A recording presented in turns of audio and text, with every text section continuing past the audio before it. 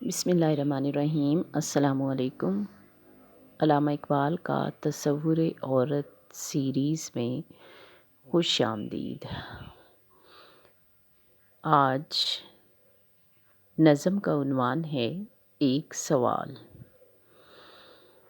اقبال فرماتے ہیں، کوئی پوچھے حکیم یورپ سے، ہند و یوناں ہیں جس کے حلقہ بگوش، کیا یہی ہے معاشرت کا کمال، مرد بے کار و زن تہی آغوش۔ علامہ اقبال یہ سوال یورپ کے حکماء اور فلاسفہ سے پوچھنا چاہتے ہیں جن کی غلامی پر ہندوستان اور یونان فخر کرتے رہے، یعنی یہ ملک کسی زمانے میں علم و دانش کے مرکز مانے جاتے تھے اور پھر یورپ کے غلام بن گئے۔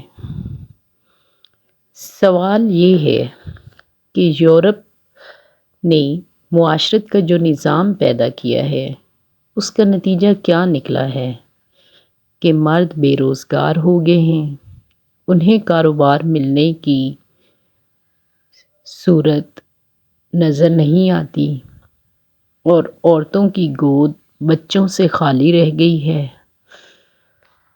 اقبال کہتے ہیں کہ جس معاشرت نے مردوں کو بیکار کر دیا اور عورتوں کی گود اولاد سے خالی ہو گئی ہو، وہ معاشرت کس کام کی؟